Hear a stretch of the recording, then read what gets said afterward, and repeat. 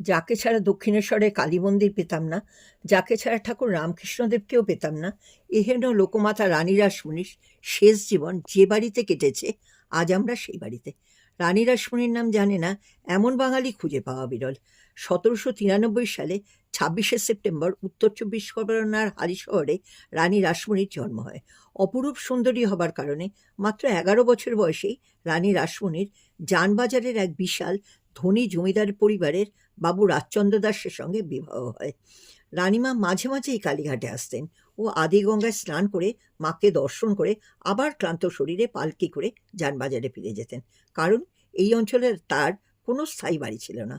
আদিগঙ্গার ধারে আজকের এই হরিশ চ্যাটার্জি স্ট্রিট অঞ্চল সেই সময় ছিল ইট চুনসুরকির মূল বাজার। স্ত্রীর কষ্ট লাঘব করার জন্য বাবু রাজচন্দ্র প্রায় 36 কাঠা জমির ওপরে এই দুমহলা বাড়ি বানিয়ে দেন রানীমার জন্য। তার ফলে স্নান সেরে আর যানবাজারে ফিরতে হতো না রানী রাসমণিকে, এখানে তিনি বিশ্রাম নিতে পারতেন।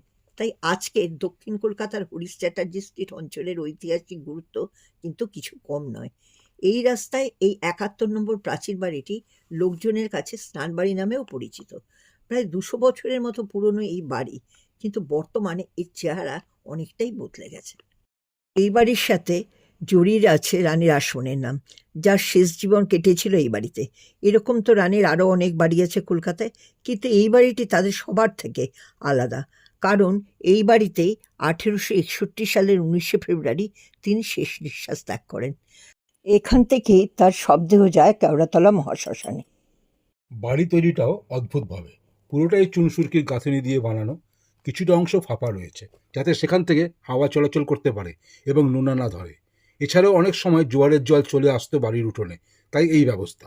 বাড়িতে ছিল ঠাকুর দালান, যেখানে কালী পুজো হতো। এছাড়াও ছিল ঘোড়ার আস্তাবল। বর্তমানে এখানে প্রায় 30 ঘর ভাড়াটে থাকেন। তারা তাদের মতো করে নিজেদের ভাগের কিছু কিছু অংশ সংস্কার করে নিয়েছেন, ফলে বাড়ির আসল চেহারাটা বদলে গেছে। পরবর্তীকালে বাড়ির মালিকানাও বদল হয়। তা চলে যায় শিবপুরের দুর্গাকুটি নামে এক ভদ্রলোকের কাছে। বাড়িটিতে 1942 থেকে 1950 সাল পর্যন্ত একটি স্কুলও প্রতিষ্ঠিত হয়েছিল, তাই স্থানীয়দের কাছে বাড়িটি স্কুল বাড়ি নামেও পরিচিত। কিন্তু আজ এই বাড়িটি রক্ষণাবেক্ষণের অভাবে অনাদরে অবহেলায় পড়ে রয়েছে। উল্লেখযোগ্য ব্যাপার, পৌরসভার খাতায় এই বাড়ির কোনো নথিভুক্তি নেই, কারণ তখন পৌরসভা ছিল না। এই বাড়িটির মূল্য আপামর বাঙালির কাছে অপরিসীম এবং এক তীর্থক্ষেত্রও বটে। আমাদের গভীর আবেগ জড়িয়ে রয়েছে রানী রাসমণির এই বাড়ির সাথে। তবে ভবিষ্যতে যদি এই বাড়ির রক্ষণাবেক্ষণ না করা হয়, তাহলে রানী রাসমণির স্মৃতির একটা অধ্যায় অচিরেই হারিয়ে যাবে।